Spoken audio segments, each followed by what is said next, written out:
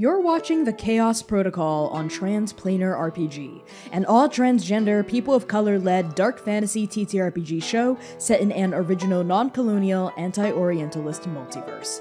If you like what you see, please consider pledging to our Patreon to support the show and get access to a patron-only after-show, early podcast episodes, GM notes, character sheets, and even the chance for your tabletop OC to cameo in our series. Thank you so much for watching, and enjoy. The Chaos Protocol is a dark fantasy series that may contain content that is triggering for some viewers. Content warnings for this episode include complex relationships, romance, grief, death of loved ones, environmental collapse, apocalypse, climate disaster, classism, heights, falling, and references to fantasy violence and blood. Arc 4 Special 3. Follow Me Home.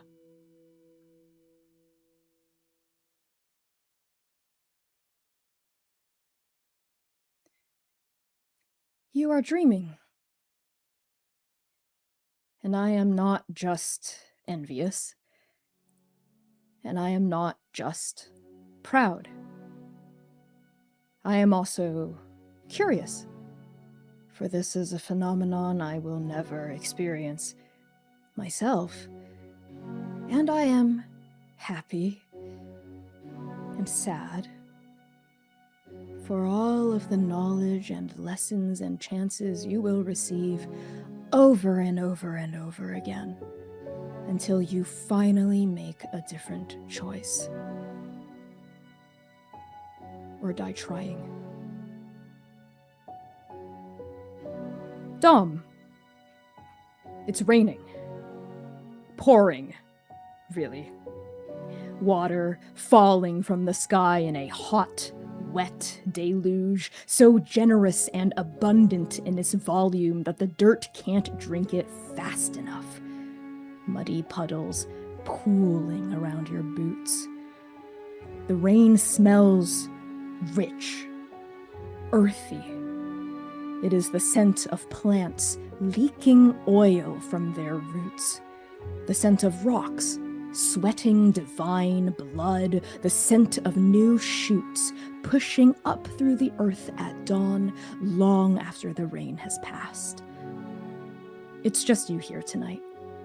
You drew the short straw for the midnight shift at the tool shed, which is little more than a weather-chewed shack with a straw-thatched roof elevated on a low platform of cedar planks and cement bricks.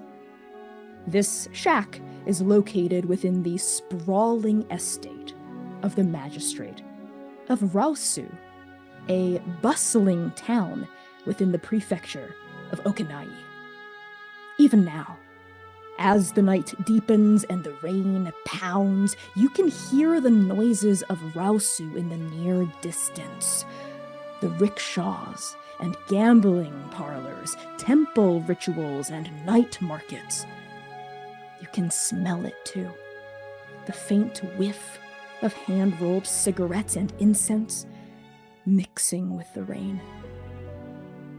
Your brother Sadell, who joined the magistrate's private militia 3 years before you did, had been on perimeter patrol when he heard a loud noise coming from one of the magistrate's storehouses. Thought it was a dire tanuki, the noise it was making. He told you later. As it turned out, it was not an oversized raccoon dog, but a woman, rooting through the magistrate's private possessions as though he owed her money, stuffing whatever she could into a large bag. A chase ensued.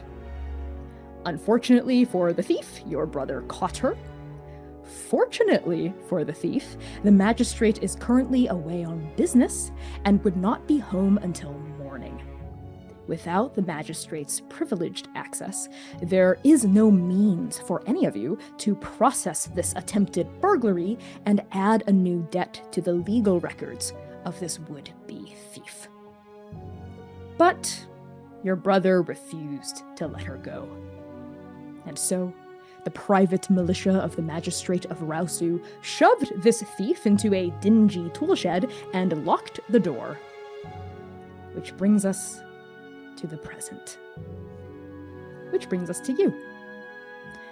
The rest of the militia, your brother included, has decreed this thief to be more of an annoyance than an actual threat, and glimpsing at her through the tiny window of the toolshed, you can understand why.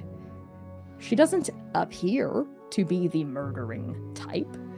She has light pink skin, a smattering of darker pink freckles all over her face and arms, and short, ruby red hair tousled in a devil's make-hair fashion. Her clothes are plain, unadorned, and the switchblade that she had been carrying has long since been confiscated.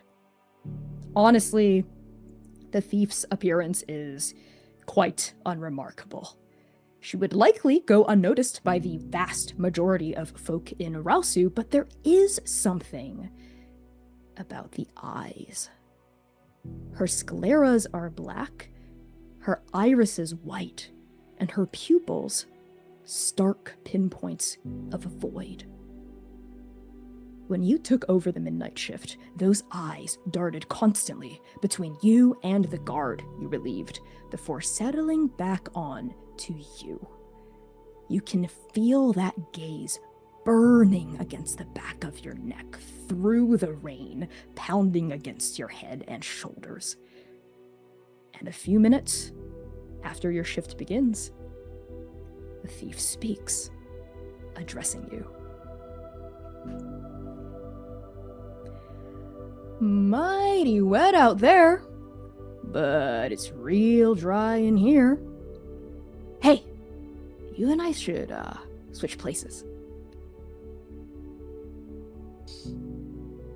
If it's as dry as your wit, I'm going to lose all the moisture in my skin in there, so I think I'd rather stay out here, thanks.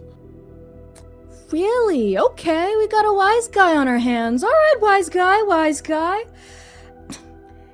Even so, this rain doesn't seem to be showing any signs of letting up anytime soon. You're gonna catch a cold. And if you catch a cold, you're not gonna be able to do, private militiaman stuff, or whatever it is that you do. What do you do? Anyway, just stand around guarding stuff? Guarding people who were allegedly stealing?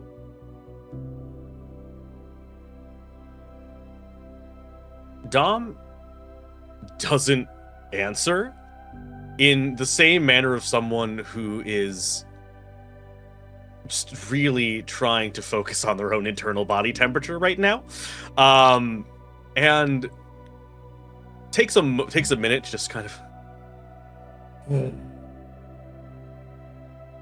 less alleged, more, you got caught, so. I think it's a he said, she said kind of situation. It was just the one guy, and I was there because I was lost. Yeah, the one guy and the cameras. Well, cameras, shamras. You seem like a real upstanding, insightful, intelligent guy.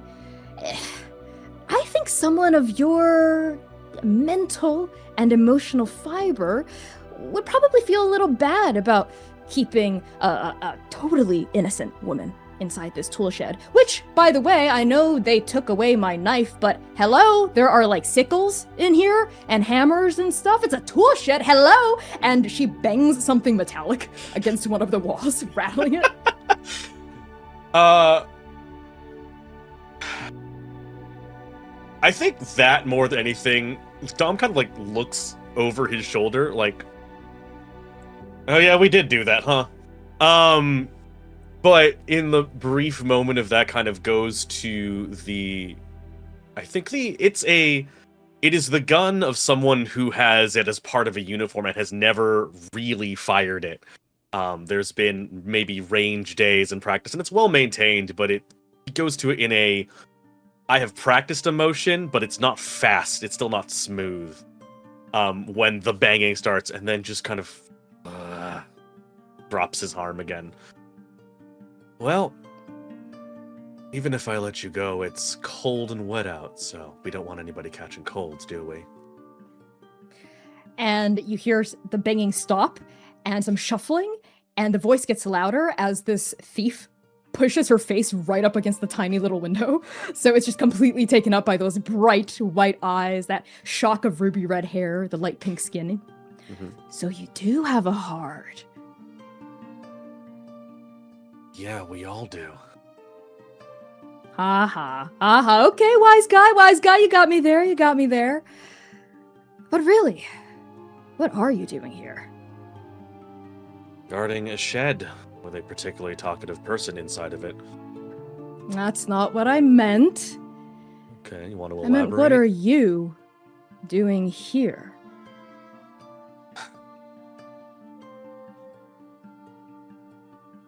I lost at dice.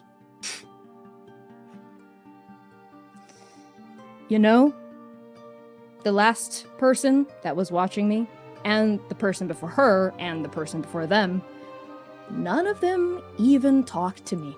Not a single word. Nada. Zip. Zilch.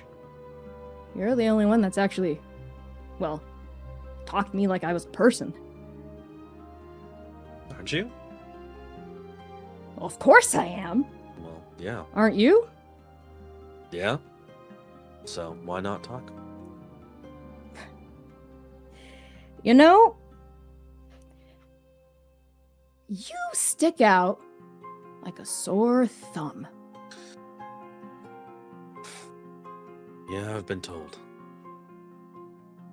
I really mean it, though, and everyone else who's told you that, I think they're onto something. Like I said, everyone else that's been guarding me, nada, zip, zilch.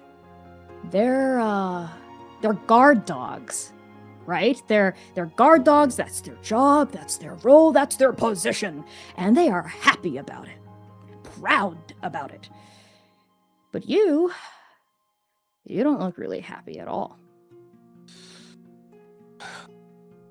Yeah, maybe not, but at least I didn't inefficiently get caught riding through somebody's things. Allegedly got caught, allegedly going through someone's things yet again. I'm not gonna contradict you. You're not gonna catch me on camera. You're not gonna catch me on microphone. Contradicting myself. Perjuring myself, potentially. I don't need to. I've read your record. You're terribly inefficient. You'll get caught again. Read my record, huh? That little write up your... Is that guy related to you? You two look kind of similar. The guy that caught me. Your cousin? Brother? And I think when Pyrrha says brother, Dom has a slight exhale that is just enough to let her know, yeah, you've got it. That's the one. Ah, brother. See, the two of you, even though you look quite similar, you are nothing alike. I mean, that guy was all business. Tackled me right at the knees, even though he dwarfed me by, like, 16 feet, is what it felt like. Knocked me to the ground. He was all business. He was a real, real warrior. But you... What do you actually want?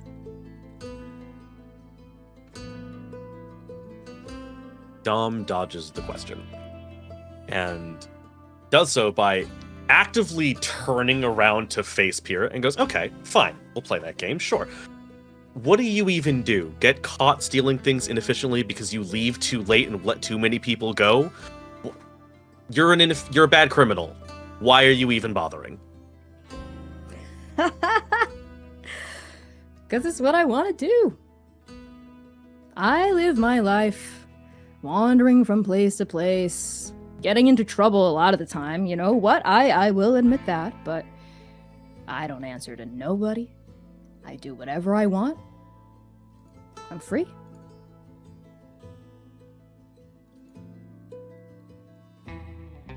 Do you know what it's like to be free?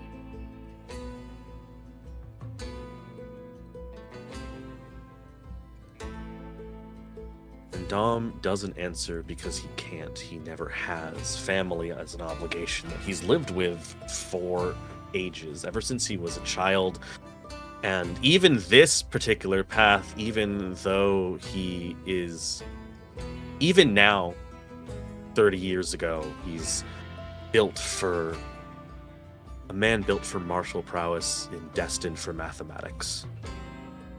And even here, he's not going to admit that talking to Pyrrha is the first choice he's been able to make here.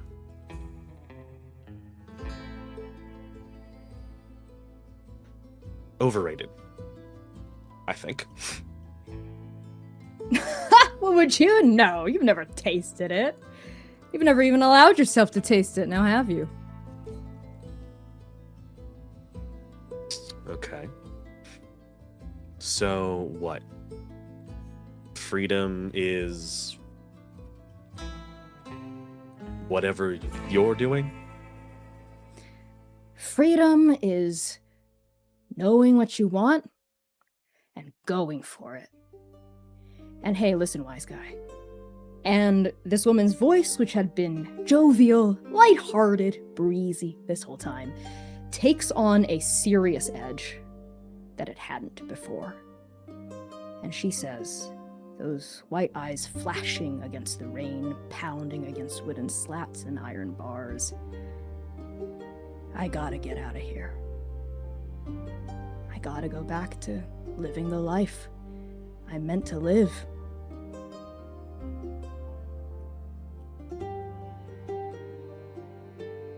And similarly, jet black eyes with teal irises look into Pyrrha's.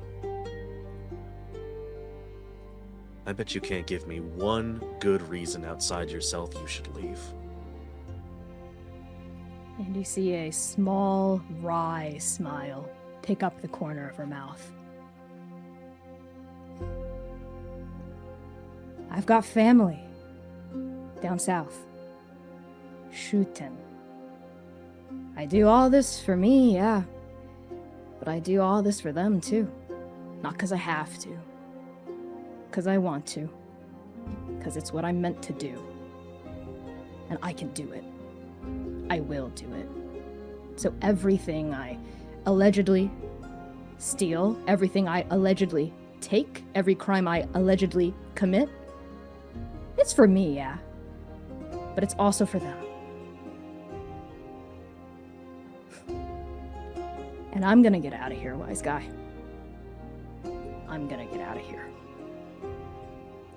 And Dom, even though this woman has been dealt a shit hand tonight, and possibly every other night of her life, the look in her eyes as she says she's gonna get out of here and live the life she's meant to live is a look of complete 100% conviction.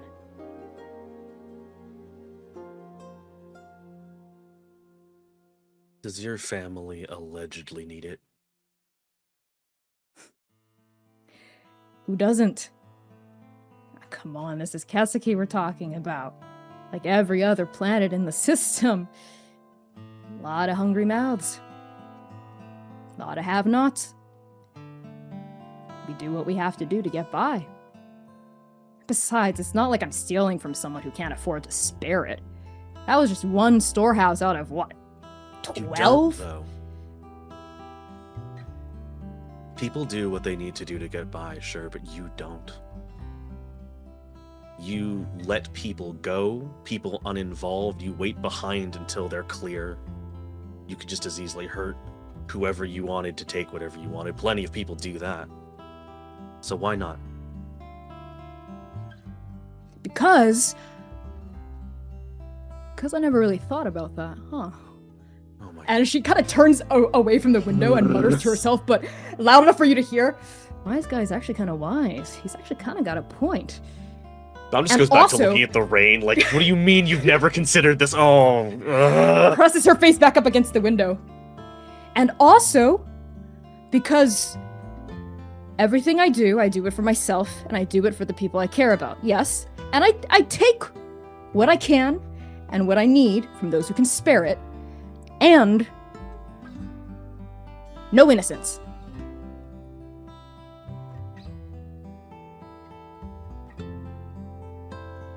And Dom, who has watched the mechanism of law and order help and hurt in equal measure, but indiscriminately so on both, No innocence, huh? That's right.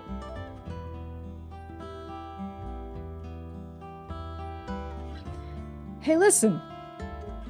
Wise guy. What's your name, anyway? I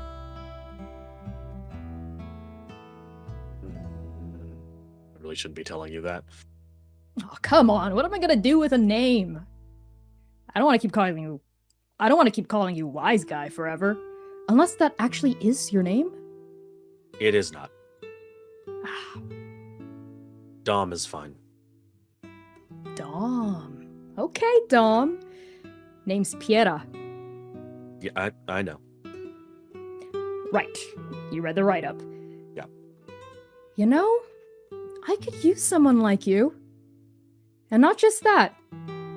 I think you might like the taste of freedom that you've always denied yourself.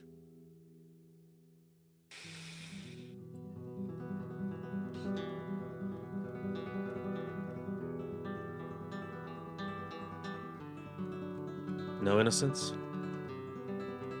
No innocence.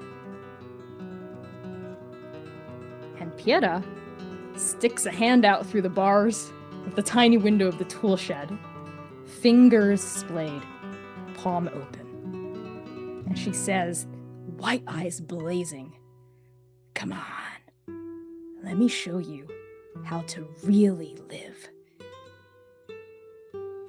And the rain, splashing against her palm, filtering past her fingers, the rain swirls and swirls as she and the world waits for a response from you. And as it swirls, the raindrops turn to dust. And that outstretched hand through these bars turns into an outstretched hand on the front porch of the Lodestar steading. And Piera is no longer dressed in those humble, shortly cropped clothes from the tool shed, no longer wears her hair in a tousled fashion, but longer now, a ponytail obscured under shawls and a scarf pulled up to her nose, long coat, canvas and leather covering every inch of exposed skin. And there is dust roaring around her, and there is wind whipping. And you can see barely 10 feet beyond the front steps of the steading. And Piera is looking at you, hand outstretched, and she is saying to you, Dom, on the threshold of the front door, "Come on, come with me." And Dom, who is wearing something not akin to what he wore all those years ago, the style never really left him, but it's more casual, more relaxed. It doesn't have the precision that he was born to. Doesn't have the precision that he was born and molded into that he left behind. And he looks from the hand back in through the door to 3 other people he's come to love. I don't know if I can. Yes, they have, you do, Dom. Piera, we have people here too.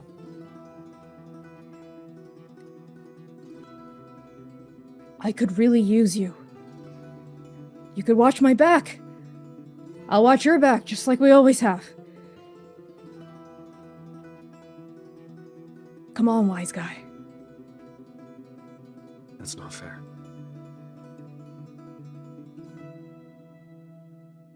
Can't. Piera, when we first met, you gave me a choice. And we wound up here. Can't ask me to choose to leave that. Not a family I actually care about this time.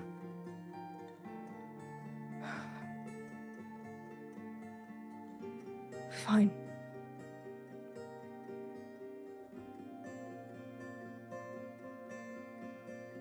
I've just got 2 families that I actually care about. I know. And if you have to leave. And if you don't come back and I don't hear from you, I'm gonna come find you, but...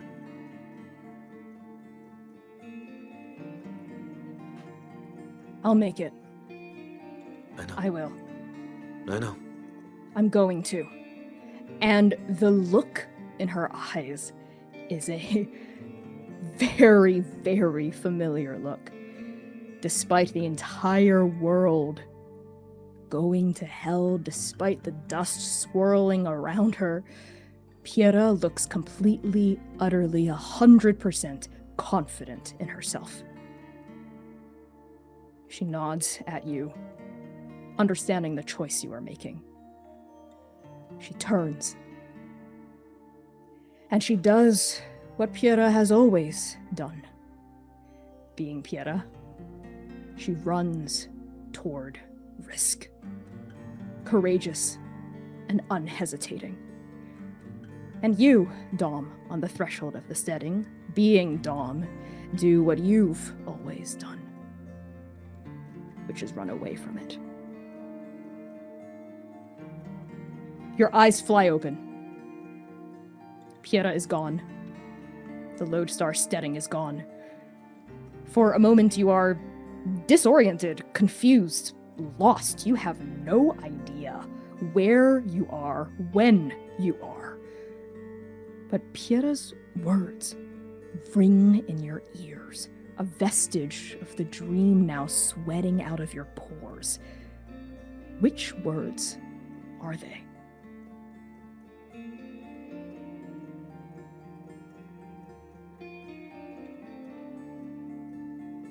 I don't know if they're words, and I don't know if they're anything Piera ever said. But I think the thing that Dom remembers in the end is the thing he never got to say, as Piera turned around on Natsu and left. Or he did, and maybe it was said into the dust, and like so many other things, the dust ate it.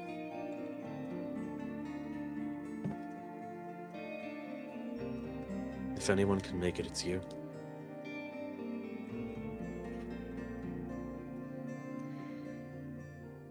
Once again, you hear water. But it is not the warm and sweet rainfall of high summer in Okanai. No. The sound of this water is a clear and constant gurgling. As your eyes adjust to the gentle light that surrounds you and you come back to your senses, you remember where you are. You are sitting in one of the many grand halls, in one of the many secluded villas, on one of the many private moons owned by Galactic Lord Bellier Ego, the gentleman pirate. This particular ballroom is located on the 8th floor of a 37-floor, 700,000 square foot private hunting lodge. The 15-meter-tall walls are hewn from rugged volcanic rock, with textured layers that resemble natural stone.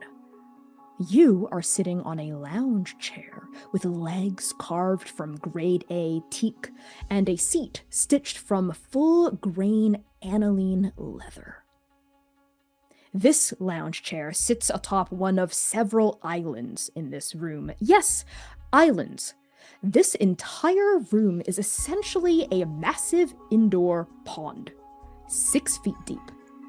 This crystal clear spring water is navigable via stepping stones of black jade and oak bridges with gold accents that arch from island to island.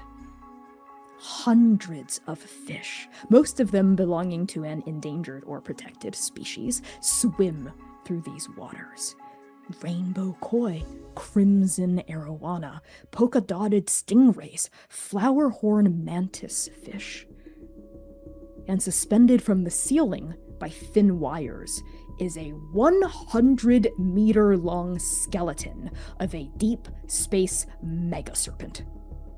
It is so long that it coils in on itself at multiple junctures like a snake devouring its own tail. Next to you, looking warily up at this hanging skeleton, is Tamina. Back on Kesagi, among the survivors who took you in after you almost died in the dust, Tamina was not one of the folks you grew close to. Instead, it was her sister Kari who got to know you and whom you got to know. As a doctor, Kari was the one who stopped you from bleeding out. Kari was the one who helped you rehabilitate. Kari was the one who talked you down from going back into the dust over and over and over until you could no longer refuse the call. But it was not Kari who made it off-world. It was you. In a stroke of pure luck, the two of you reunited among the desperate crowds at the launch site of the last shuttle. It was chaos. As the doors began to close, Kari shoved you forward, saving your life at the cost of her own. Inside the shuttle, amidst the scared and huddled masses, you found Tamina, shouting her sister's name, pushing through bodies with mounting desperation. And so it was Tamina, the sullen one, the standoffish one, the one who always resented you for wasting her group's time and attention and resources, who lived, while her sister did not. And yet, in the years that followed your escape from Kesaki, as fate would have it, or rather, as it just so happened to turn out amidst the chaos of a world torn from the fabric of a kinder design, Tamina became a reliable contractor for your new line of work, and, though you have never said this part out loud, she has also become the closest thing you have now to an actual friend. Seeing that you are now awake, Tamina addresses you quietly and privately, lowering her gaze from the skeleton above your heads. Her deep brown eyes, the color of a moth's wings, bore into you. And as she speaks, the reflection of the water all around the two of you bounces against the neon blue markings that adorn the rich brown skin of her throat and jaw. She leans her weight forward, placing her elbows on her knees with a very grim and very serious expression, and Tamina says, "Have a nice nap, Sleeping Beauty." Yeah, well, I see no one's killed me in the time I took a nap, so I guess I have you to thank for that, huh? Oh, believe me, people tried. Many of them. Hundreds, but I fended them off all by myself. Wow. Good defense and self-cleaning. I should pay you more. This fucking place. And she leans back in her own leather seat, which the chair itself is likely worth more than every penny she's ever earned. Casts her gaze with thinly veiled disgust, but also, she can't help it, awe at the sheer extravagance of this room.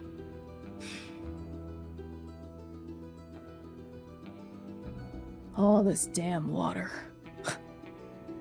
Some sort of big cosmic joke. Yeah. This fucking guy. I swear, this fucking guy. And even though you are in Bellier Ego's domain, there is not a doubt in your mind that every single room in here is bugged, that there are hidden cameras in every place, that he is likely listening to every single thing you've said ever since you set foot, not just inside this private hunting lodge, but on this planet itself. Tamina doesn't seem to care. She openly voices her mind, speaks her opinion. She's great support for you, but this is why she leaves the negotiations and the finicky logistical and political things to you. Yeah. I think Dom looks at like a potted plant, already crazy, that is slightly just off center in a way that suggests that it was positioned that way. I think stares right at it and just goes, yeah, I mean, you should say that louder. I don't think Dade's heard everything you've said yet. Directly to the plant. Actually, I've been monologuing while you've been asleep. Mostly under my breath. Just about all of this. And she leans back forward toward you, lowering her voice even though you're sure anything above pure internal monologue would be picked up. Yeah. What do you think this meeting's about? I mean, really about. There's no way a galactic lord is calling you for a face-to-face just to chat about some random gig. Well, it's definitely not the ship we lost, that's for sure. You mean that? Or you think he's gonna chew us out for it? No, if he was gonna chew us out, that he'd send Inez again. That's true. That's true. And she stifles a yawn. Fucking 16 hours, though. Seems a little much. I don't know. It's hard to keep track of time and space, so you think you'd be used to it by now? You would think. Look, the chairs are more comfortable than anything we've ever slept in on a ship, so... Yeah, it's unnerving. I don't like it. That said, in either, but I did take a nap, so... That's true. You Look at you, still in one piece. Yeah. I guess there is something to be said about the fact that if Ego wanted us dead, we'd be dead by now. Let's all try to remember that. Hey, you wanna bet on how much longer he's gonna keep us here? 50 cred that it reaches 24 hours. Dom looks around the room.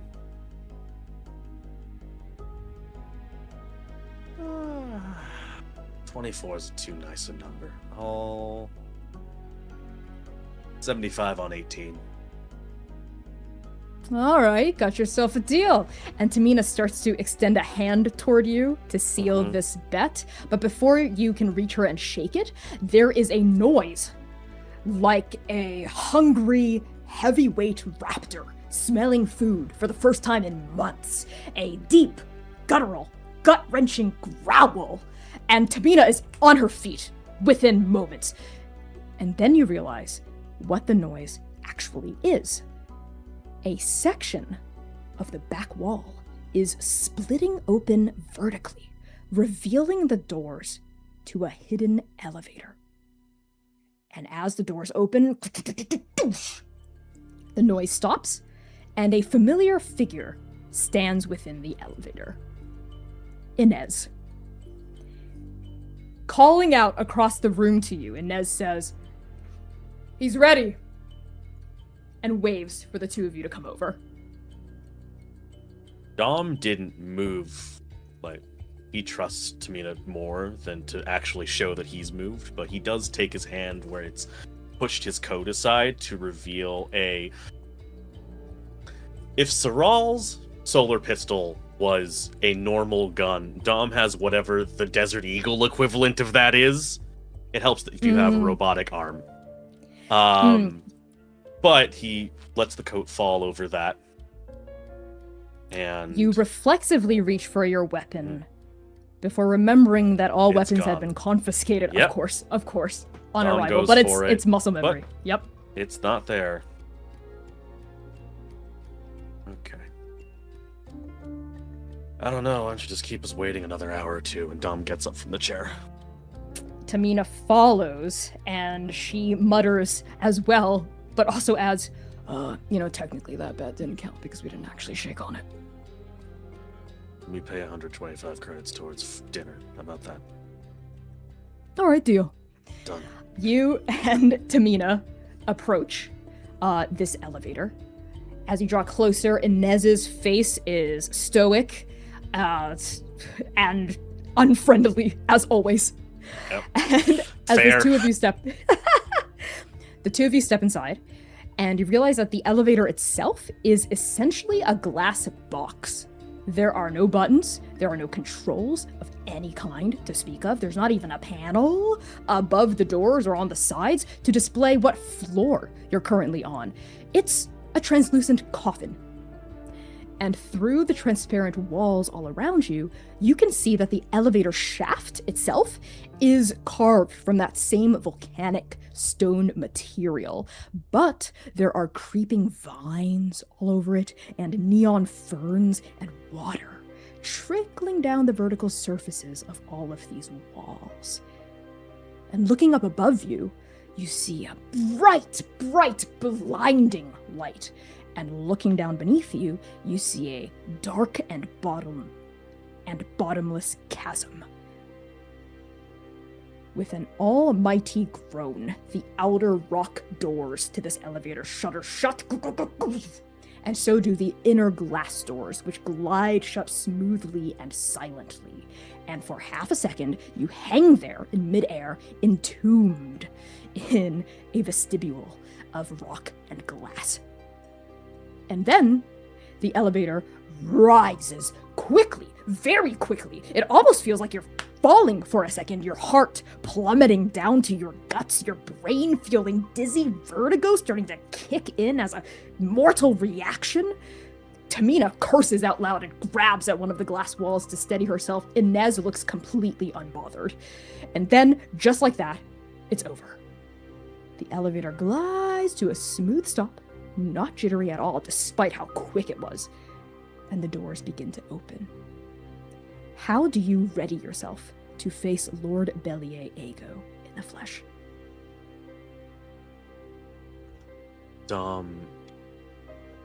Like Tamina, I think, also would have done that, but he can't let himself hear, for sure. But still affected by the sudden application of gravity. Straightens his coat, adjusts his tie. Straightforward, then. The doors open. As you address Inez, Tamina had started to walk slightly ahead of you, as she always does as your backup, but Inez holds out an arm to bar Tamina and addresses her. You stay here with me. This is a private meeting. Ego only wants to talk to him, and jerks her head to you. Tamina scowls at Inez and then looks at you for you to decide what she does. You can see in her eyes that she's ready to punch Inez if you basically give her the okay. Let's play nice. It's an honor to have a private audience with a galactic lord, after all. And Dom says that it's not. It's why are you doing this? It's terrifying. But it's okay. Tamina reads your intentions between the lines to not push too hard too soon. And she reluctantly nods, but you see a glimmer of worry in her eyes that she does not fully successfully hide from you. She takes a step back into the elevator alongside Inez, and these two women kind of size each other up as you step forward. And you step forward. The doors fully open, and the first thing that you notice as you enter this new space, this new room, is the noise. All deafening, all-consuming noise. A constant, majestic roar that is so loud it threatens to drown out all of your other senses, even your own internal thoughts. You realize what it is. On the other side of this room, pounding down from a gap in the ceiling, is a 15-meter tall waterfall. Water. gallons and gallons, thousands and thousands of gallons of water gushes down a mossy rock wall with outcroppings of bright green plants, shrubs, colorful neon broad-leafed ferns glowing in the dusk. And at the bottom of this waterfall, you see a very large pool. And lounging in this pristine pool, his back turned to you, is Galactic Lord Bellier Ego. Even from this distance, all the way across the room, you can tell that Lord Ego is a well-built man. His shoulders, which are currently bare, are broad and muscled. His hair is shaved closely to the scalp. Colorful nanotech tattoos of twisting, coiling serpents and frothing ocean waves glow and undulate across almost every single inch of his light brown skin except for his hands. Without turning to face you, Bellier Ego raises a hand and just casually waves you over, indicating that you should come closer. Walks across the room, tries not to stop the closer he gets to this waterfall. I don't think he's ever actually seen one. I think he's read about one. And to see one in a building is just all kinds of throwing. But in a way, almost to be expected, knowing the person he's coming to talk to. But he stops a couple feet away from the pool. All this really necessary for a bath? Dom, as you approach Lord Ego, the noise of the waterfall is getting so loud that it's almost physically painful. And even from this distance, a couple of feet away from the pool, which is a large pool, so you're like over a dozen feet away from the waterfall itself, Yep. You can sense the humidity of this phenomena. You can feel the barest prickles of cold, wet spray against your skin. And at this distance, you are close enough to see the glistening of water on Ego's skin. And you notice his head moving slightly. Maybe he's responding to what you said, but you can't hear him over the roar of the water. You can barely hear your own words coming out of your mouth.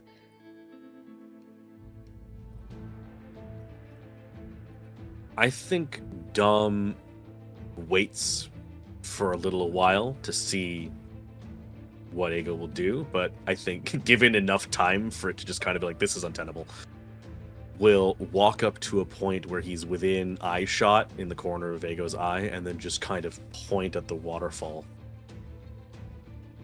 And also point at your ears? Okay. Yeah.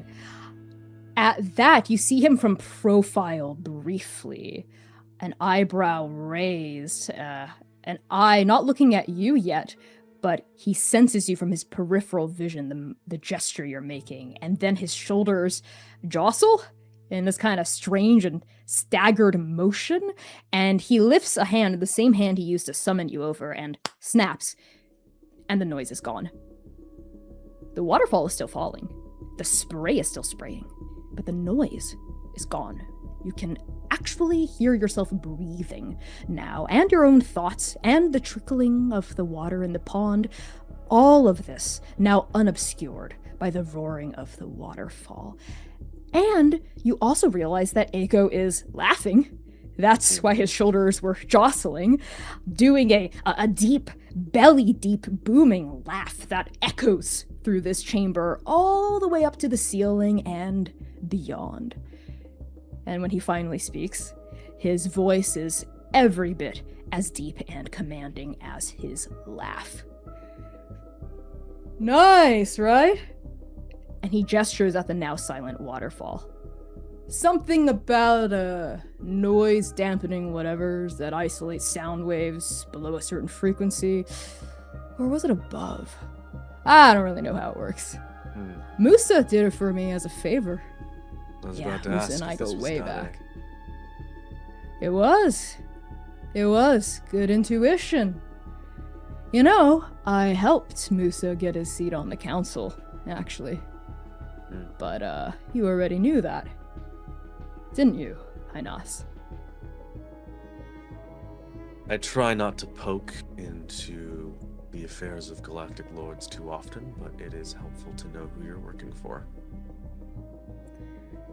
Finally, Bellier Egel fully turns his head to look at you.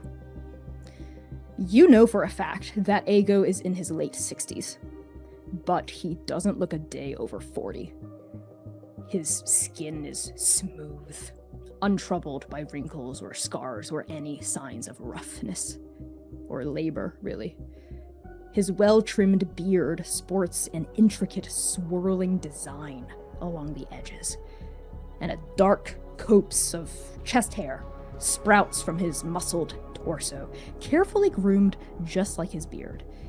And embedded into the middle of his chest, right onto his sternum, is a fist-sized cybernetic implant. A diamond-shaped light is encased in smooth metal plating, with glowing subsurface veins sprouting outward from the center, running under his pectorals like old scars. The scleras of his eyes are electric blue, with yellow irises the shade of egg yolks. And it is these electric blue and midday yellow eyes that bore into you now. You do your research. That's what I like about you, Hynas. You're careful, meticulous, by the books. You know a lot of things, but so do I. And I like to think we know each other pretty well at this point. Right, Dom?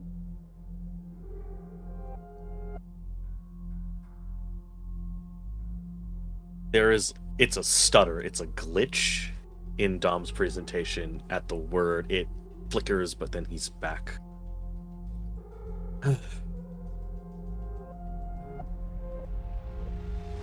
And say I'm surprised. Oh, my apologies. Do you prefer Dom or Valdomero? I figure we should drop the code names if we want to do real business together.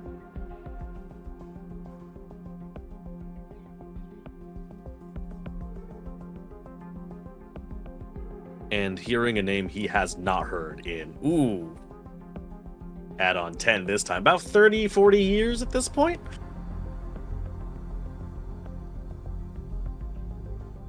Real business it is, so the name I use now is probably best. Dom is fine. Very well. Dom it is.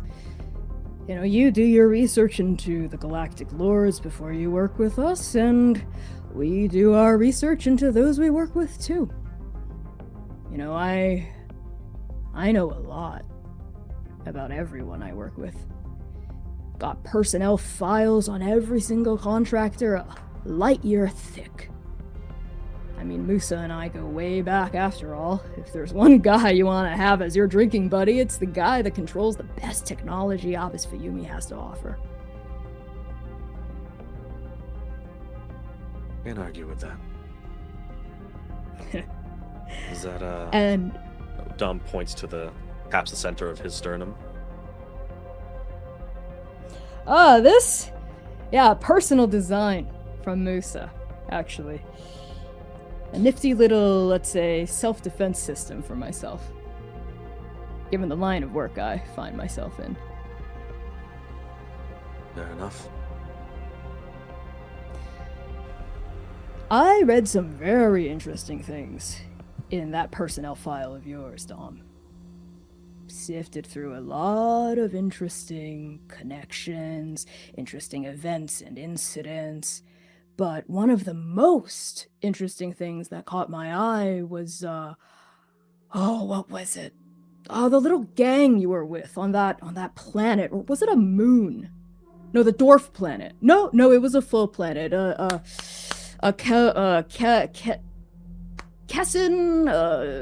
Kesiki. Right, Kesiki, right. That one of the members of your little gang from Kesiki ended up leading the hobby club that's been causing a little bit of a ruckus around the system. Yeah, they're not stupendously happy with how things turned out. Not stupendously happy with how things turned out. I love the way you phrase that, Dom. Oh, that's good. That's good. But no, it's not a bad thing, you know? Actually, it's the opposite of that. It's good. It's great that the people of the galaxy have an outlet to vent their feelings. It's healthy.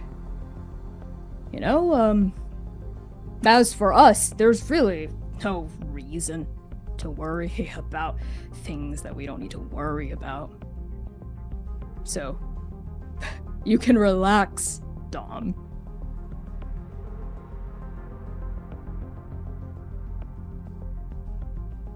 Dom takes a breath. There is something about being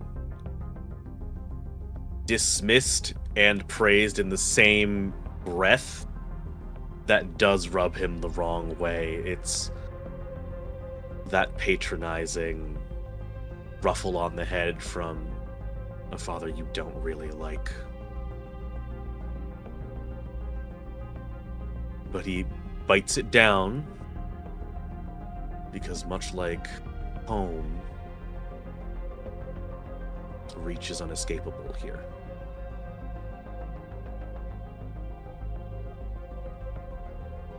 So, real business, you say? That's right. Real business. Not the kind of business that you can get away with skimming, 10, 15% off the top? Yeah. You didn't think I didn't know about that, did you? I mean, you're too smart for that. But we're cool. You know, petty theft, that's just a part of the calculus of working with someone like you. Something I do respect about you, actually, is how restrained you are with how much you take each time. You're consistent, it's reliable, not too much, just enough for it to be plausibly deniable. Just enough to fly under the radar. I respect that. Some people out there, some people I've worked with, they take too much, too fast. We let them get away with a little theft here, a little skimming off the top there. They get a little bit too big for their britches. Those people, oh, they're long dead by now. But you stay consistent. That's a good trait. You're reliable, predictable. That's why we can get into real business with each other. There is something deeply concerning about being called reliable by someone like Beliaego. And in another time, in another possibility, with the chance to reflect on that, maybe Dom would think about that a little longer than he currently can. But every second spent here is another moment on the plank of the ship, and he has no desire to stay there for longer than he can.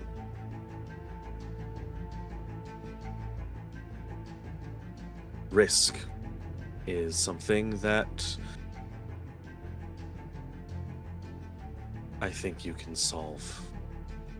And if I find the place that it is able to play within an acceptable margin, then the service we offer is consistency. You have such a way with words, Tom. That is commendable. Yeah, I like the way you talk.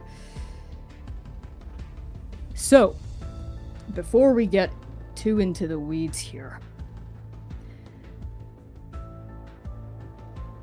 I am very particular about the people I work with. Consistency, reliability, and also, it's good for me to have a solid grasp on the exact kind of person they are, beyond these surface-level traits. And I know exactly the type of person you are, Dom. I see it in your face. Even right now, in the careful way you negotiate your words around me. You're a fence-sitter. Always have been. Always will be. But hey, I don't mean it in a bad way. I just mean you look out for yourself.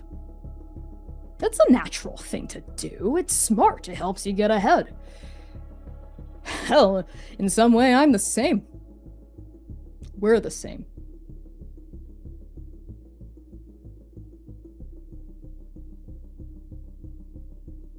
I'm glad you think so. You know, I've been waiting for you to fuck up, to take too much, to make a stand, really, for a really long time, but you just never did. Year after year, gig after gig.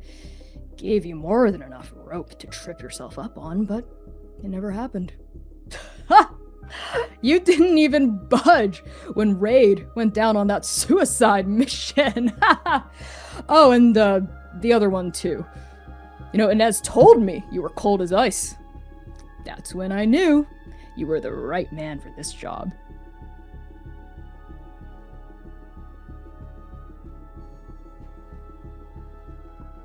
Dom takes too long to answer. Because he's not here anymore. He's in a bar with the other one, as Ego so casually put.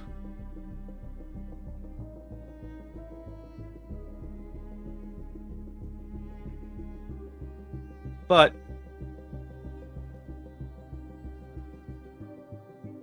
he doesn't have time for that now. Ego thinks he's a fence sitter, and that's fine.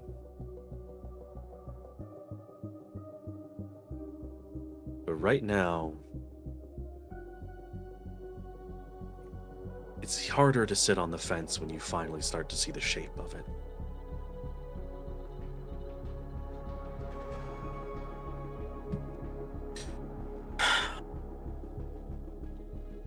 Sorry, it's a lot. I'm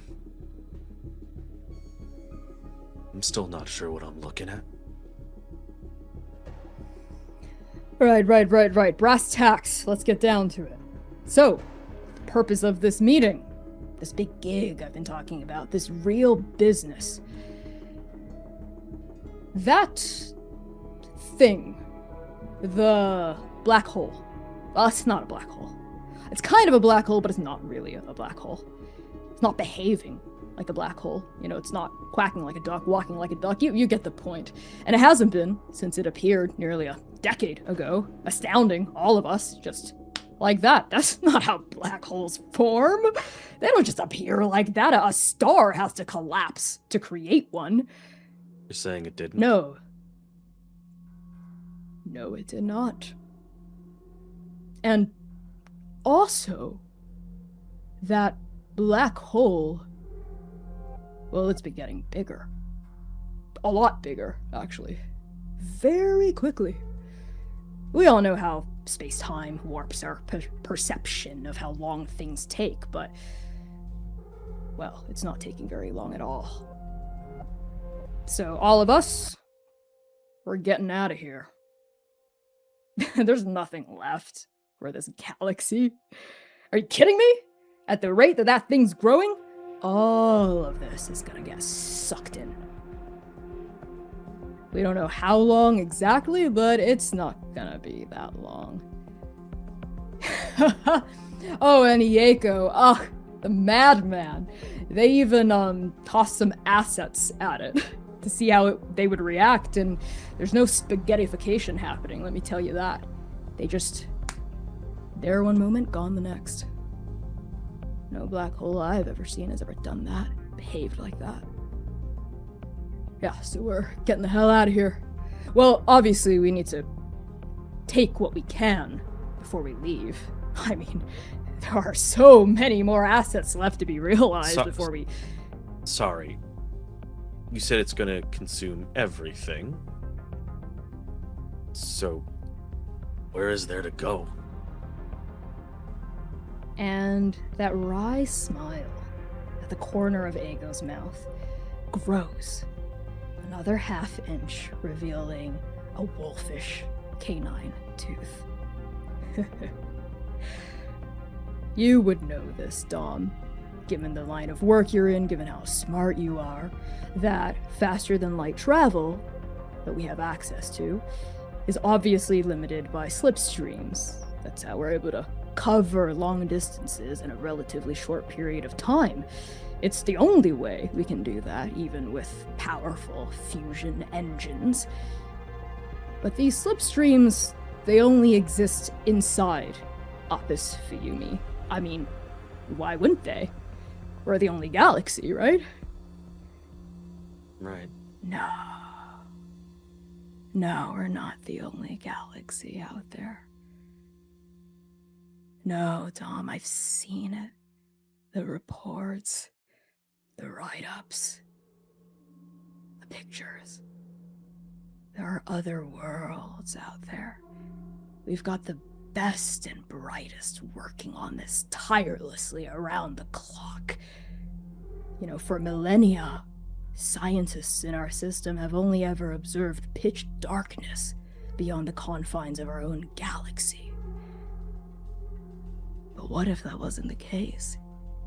What if there was more beyond the beyond?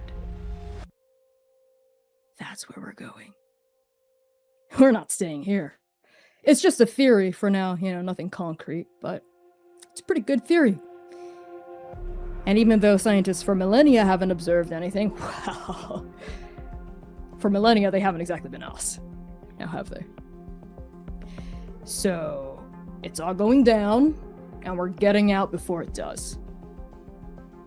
That's where you come in.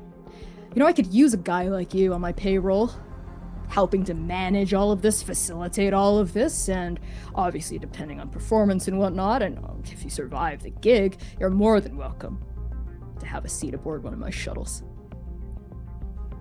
And at that, Bellier Ego reaches a glistening, water-covered hand up to you and turns his full attention toward you, palm outstretched. What do you say, Dom? Water's warm. We're going home. What is the look on your face as you regard his outstretched fingers?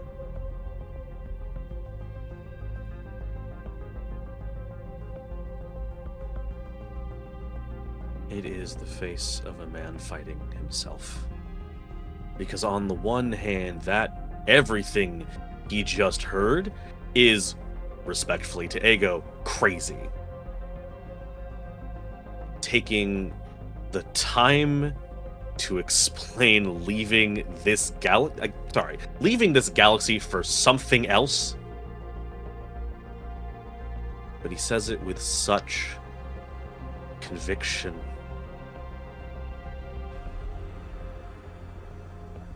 And if anything has been true of Dom's life, it's that when he meets people with that, something will change.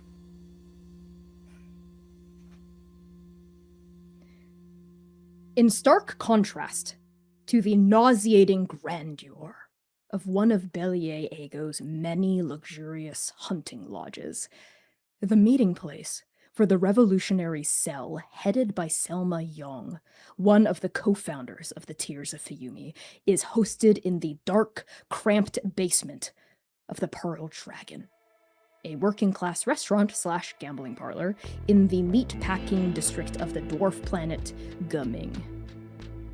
Every now and then, thick plumes of dust cascade from the well-tread wooden slats that comprise the ceiling, shaken loose by servers rolling dim sum carts at breakneck speed during the height of dinner service.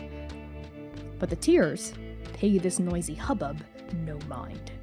They are clustered around a rickety table that sports a map of intragalactic supply routes, fiercely discussing their next angle of attack, when the door at the top of the basement stairs opens, and for a moment, the light that floods this dim space causes the tears to lift their hands up to their eyes. Some of them, alarmed and not expecting additional company, reach for their weapons, but Selma raises a hand to stop Ta the compatriots when Ta recognizes the figure coming down the steps. Huh. Been a while, Dom. You look good.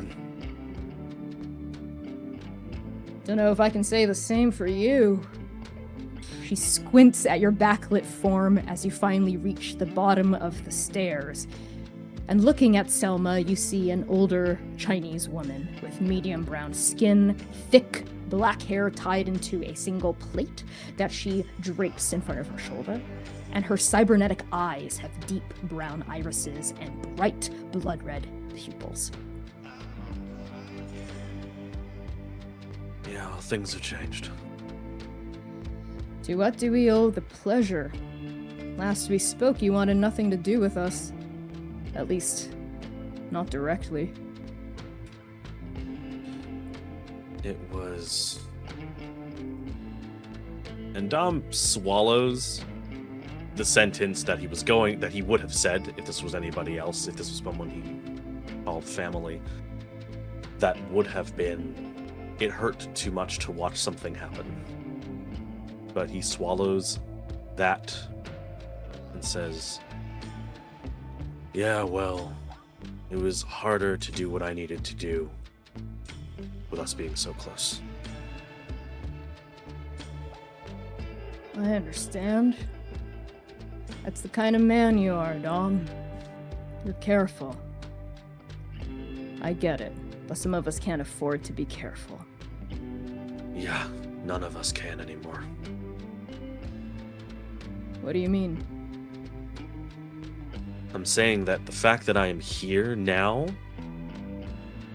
it is no longer difficult because that thing doesn't exist anymore.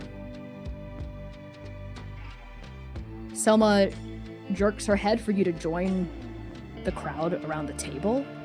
The tears shuffle to give you some space, and you see those cybernetic eyes narrow, settling onto you as you draw close. What's going on, Dom? I just had a meeting with the gentleman pirate. There is rustling around the table, members of Tears who don't know you, looking askance at each other wearily. You see a few more people start to reach for their weapons, but Selma once again raises her hand. With Ego? Yeah. Why? For a reason I didn't find out until long into that meeting. How do I explain this? Just spit it out. Okay. The Galactic Lords are gathering resources to build a fleet that can breach the galaxy and leave. Where there was rustling before, there is only silence and motionless now. Yeah, that was looks my of response incomprehension. Selma is the first to react, and she says, "What do you mean, breach the galaxy?" And Dom, how much do you tell Selma Yong? I tell them that the Galactic Lords who have knowledge that this black hole that we all assume is not that. It's something else, whatever they think it is, but it's not a black hole and it's growing. And I think I say that Ego believes that there is something else beyond the galaxy. I don't think it's important to tell them that he really believes that.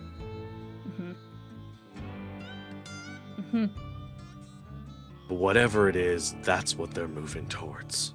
All of them at once.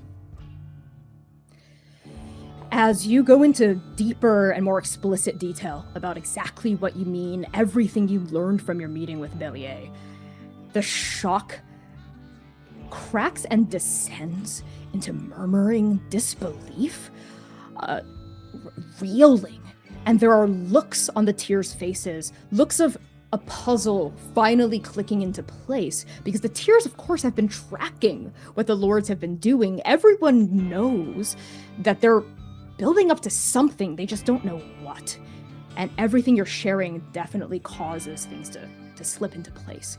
But more than that, the reckoning on these folks' faces, the reckoning is one of deep, deep uncertainty and a feeling of being lost. There's a moment as one of the members of the Tears turns to Selma on the heels of what you said and says, "What do we do now? If they're leaving, what's the point of all of this? What are we doing this for?" Dom interrupts, because I think at this point he has an answer. It's the answer he's always had, and the answer that is why he did what he did. It's not about them anymore. It's about the people they're gonna leave behind.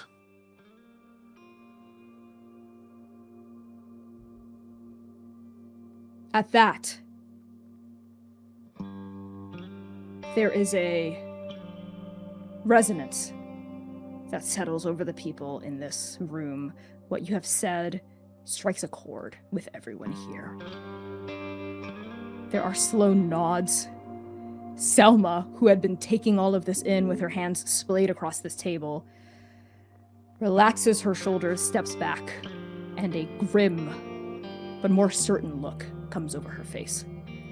And when she responds, she's not just replying to you, but also to the person that had addressed her and to the rest of her cell here. Dom's right. While I'm sure all of us have wanted to know what it would feel like to put a bullet through the heart of a lord,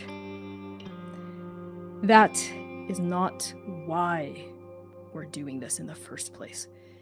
We're doing this for the people of Apis Friuli, the people that these cowards are leaving behind. But we can't just let them leave while robbing us blind. We're gonna make that very, very painful for them. Dom, did Ego give you a sense of how long this would take? Or was that uncertain?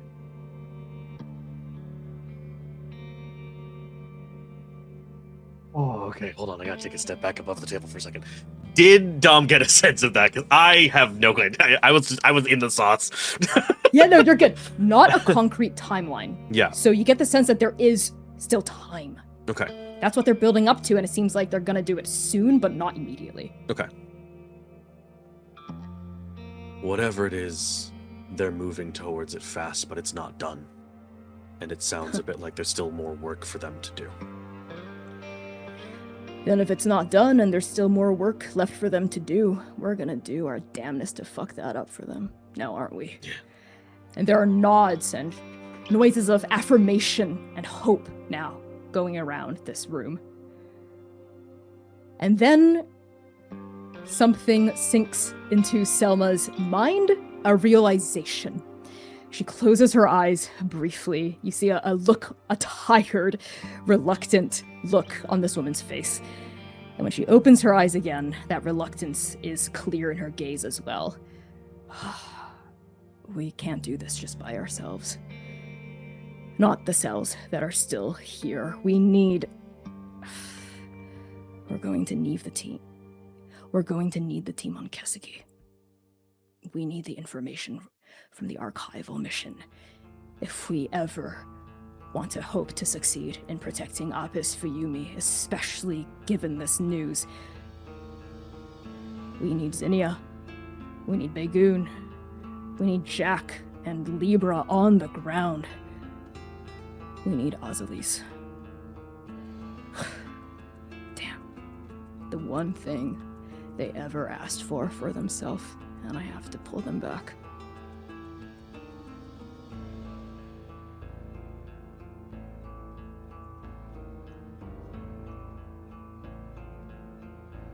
So we have to go get them.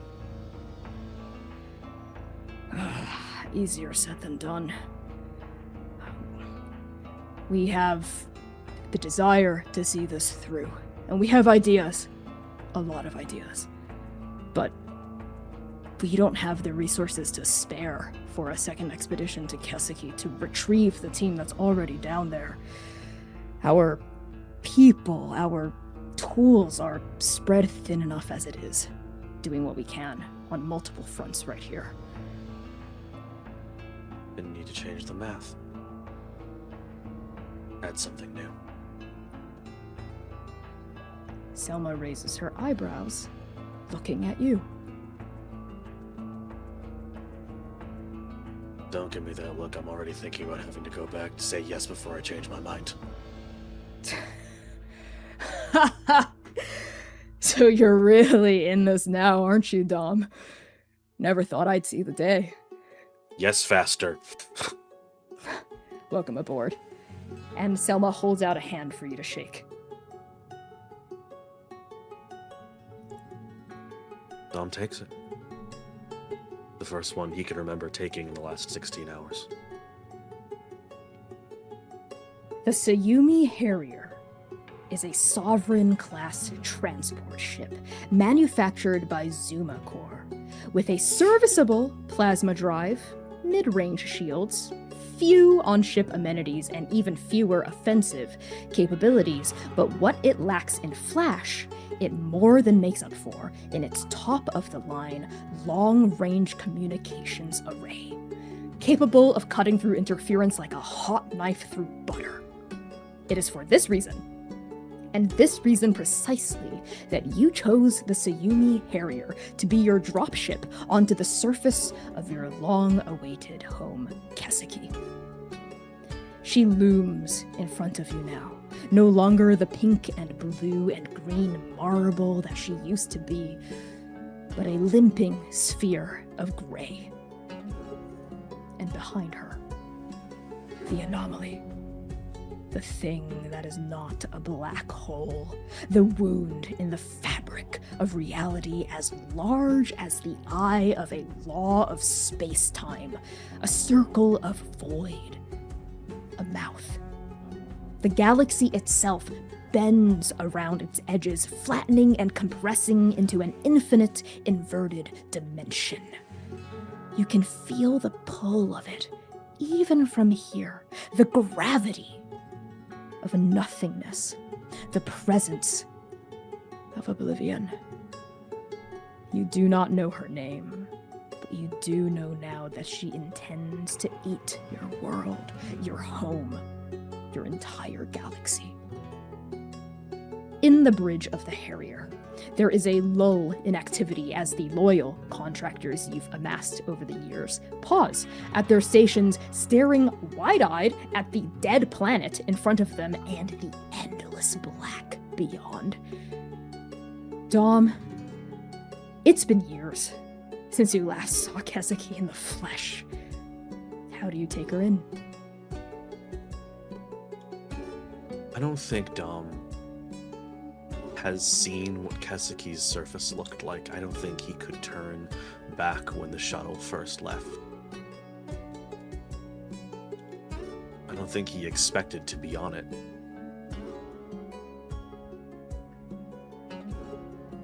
But now, seeing what he is seeing the gravity, unfortunate pun, of the situation, there is two things that run through Dom's mind as he stares at this place that he once lived. One, the people he loved saw this same thing.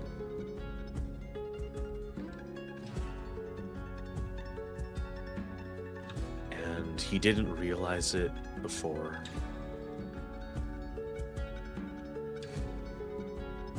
But it really should have not taken this long for him to let Pyrrha see it too.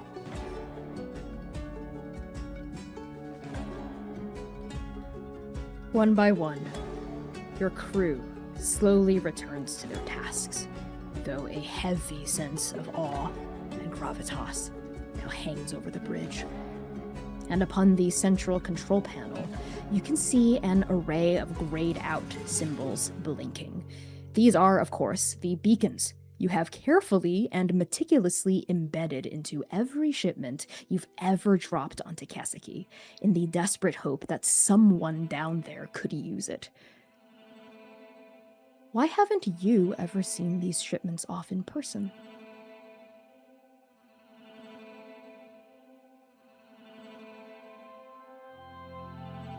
For Dom, it was about choice.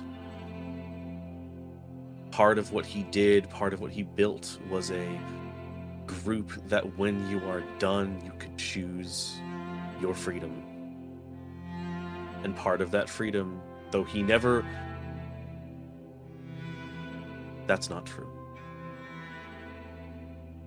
He understood why some people he worked with, because everyone he hired, everyone he contracted with were people who ran from the same planet that he did. He understood why they chose to go back. And he was never ready to make that choice himself. So songs were sung,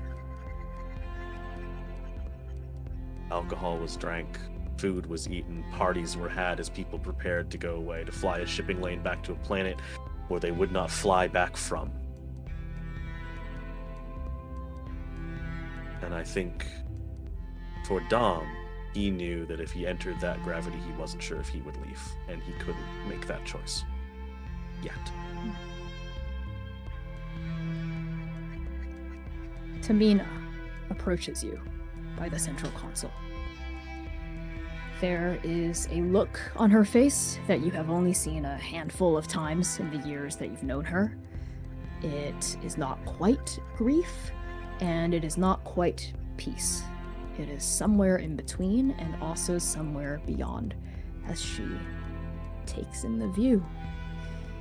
And she says by your side, "Haven't seen her in 10 years. And you know she's talking about Kaseki. And you know she's talking about Kari." Yeah. I haven't seen her in 13.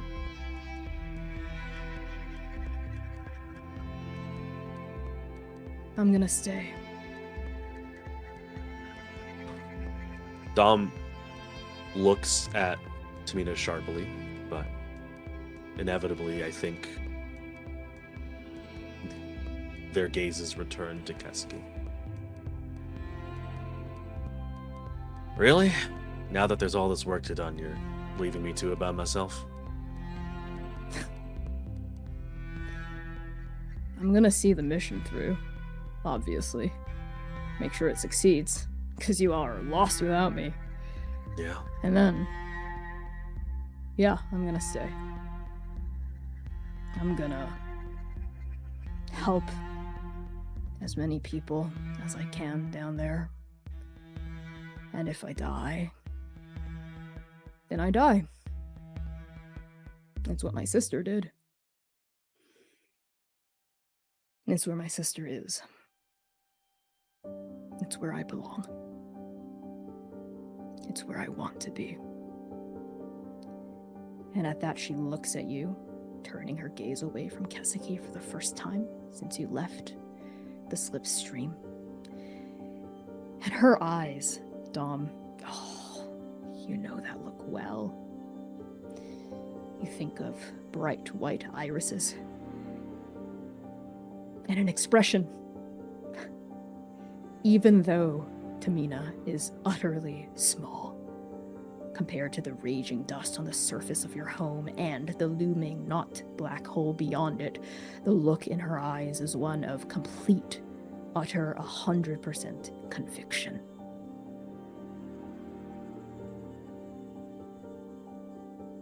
Well, if anyone can do it, it was Kari. You're a close second.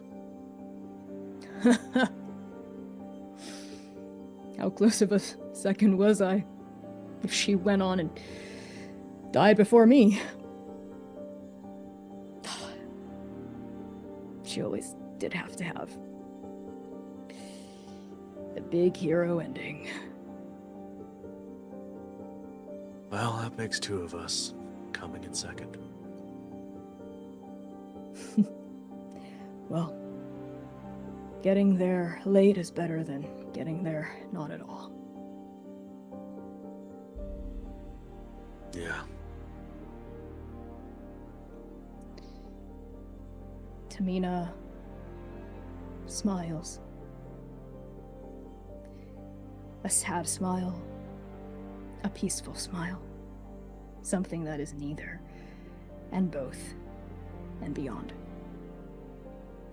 And in the reflection of her face on the viewing window beside you, you catch a glimpse of pink freckles, white eyes, ruby red hair. And then you hear a beeping noise coming from the central console and some lights flashing. As you glance down, you realize that you are close enough now to Kesaki to start receiving signal from the beacons you've placed. They're starting to flicker to life on the dashboard. And one by one, as they start to light up and you get closer and closer, you see that many of the beacons stay gray, indicating that they were likely destroyed or damaged at some point in their lifespan in some capacity. You had, of course, prepared for that possibility. But many of the beacons also light up with flickering coordinates next to their symbols. And almost all of them are clustered in the same location. A location that you, as the prodigal son of a petty noble family, know very well. The Erebor Estate, the Hyoga Keep, and a name you don't know yet. The Garden.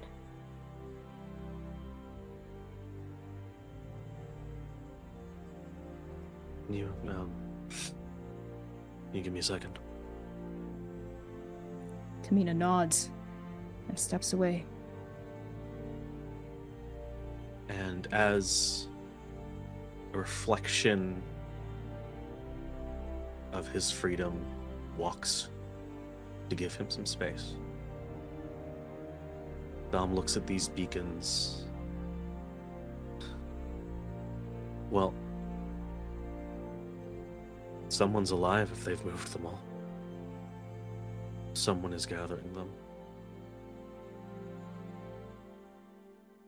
And just like last time, he's a little too late to have seen it happen.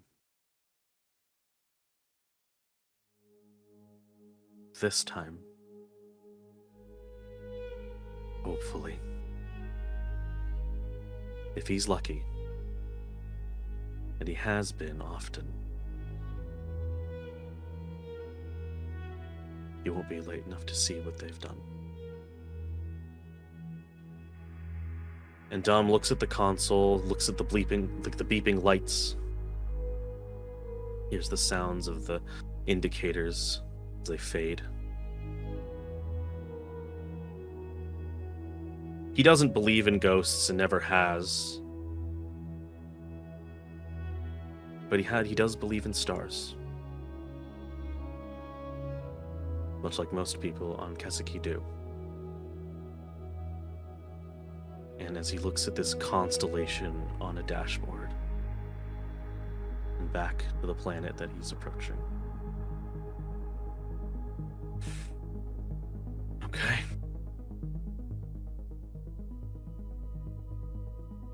I'm here, Pyrrha. Lead me home. And we're going to end the session there. Thank you all so much to everyone, all of you, for tuning into this Arc 4 special, Follow Me Home. Let's do some much-deserved introductions of our incredible guest star for the evening, John. Hello, I am John. I have once again been Dom. Cool. What do we do during these again? I'm not Plug present. yourself. Say whatever you want. Just tell people where to find you, where to follow you, what you're working on. You can find me in the Discord immediately after this, screaming. You can occasionally find me on Blue Sky at Ryomasa, Ryomasa, when I am plugging anything. I think the lead up to this is the first time I posted in like 2 months. So yeah, I'm retired mostly from social media, which is good for my health. But you can find me occasionally there, and you will find me on the Discord. I do look and I do read. Yay! Yeah, that's all I got. John, that was our incredible Dom. Oh my goodness, so good. That was so good. Oh, I'm reeling. It's so weird to be the one getting knives this time, as opposed to dealing them out. This is very strange and very fun. I'm very excited. It was so much. Very good. Yes. Oh my god, I love stabbing you. Thanks. I guess. Positive. I love being stabbed consensual. I don't know. Yes, that's a transplanter experience if there is a transplanter experience at all. But yes, speaking of getting stabbed with knives, I'm looking at you, our audience. I am so psyched to share that we are going to be returning to our regular stream schedule through the end of Arc 4. Get ready for those knives, people! Get ready for that trauma, that tragedy, that good grief, and good heal. Good luck, everybody else. Yeah, we're gonna need it. Speaking of which, make sure that you all tune in next week. That is Saturday, May 30th at 8 p.m. US Eastern Time for the next episode of the Chaos Protocol. It's gonna be Arc 4, episode 25 and 26. We are officially in endgame territory, y'all, because we have 32 episodes total. 25 and 26, that's not a lot left. That is not a lot left. So surely, nothing bad's gonna happen. Surely, nothing is going to occur that has to do with anything we just learned about the future of the Apis Femi system. Right, John? Outright lies directly in front of me? How dare? Lying like an Aes Sedai, lying like Zynon, lying like Lumira, lying like Saber. Well, you know. Learned it from the best. Yeah, no, that's fair. Learned it from the best. Yeah, valid. Friends, while you're waiting for Chaos to return next week, you can support our show by joining our Patreon, joining and participating in our Discord server, where we are going to scream about what just happened for eons and eons until the star collapses. A star collapses and another black hole is born. Making fan works if you're so inspired. Well, actually, that's not going to happen because it's not a black hole. Yeah, no. It's not. Yep. Ominous? Yep. Affectionate? Yep. Smiley? Yes. Make those fan works if you feel inspired to, of course. Post about Transplanter on Blue Sky, Instagram, or Tumblr. You can rate our podcast. You can buy merch from our merch store. And most importantly, tell someone else about the channel. You can tell your friends, your family, your homoerotic enemy, the members of your polycule, the best friend that you've made who you were actually closer to her sister, and then you kind of took her sister's place on the shuttle. That her sister was supposed to be on it, her sister's dead, and she resented you, but you're also kind of the only people in the world that kind of understand each other in a real way. Your barista, your dog, your cat, your horse, and your black hole, and you're not black hole, and of course, your parakeet. Parakeet! Okay, thank you so much, Transplanters. We are going to see you next Saturday, May 30th at 8 p.m. US Eastern Time, right here on Twitch or YouTube Live for our, not community stream, for our next installment of Chaos! In the meantime, we're going to be rating someone really awesome right now, no doubt, so use the raid message or chat. If you're in YouTube, hop on over to Twitch. We're going to send the love over. Even if you can't stay, just use the raid message and chat, and then peace out, or lurk. In the meantime, Bisho. See you next week. That's the 30th. Bye-bye.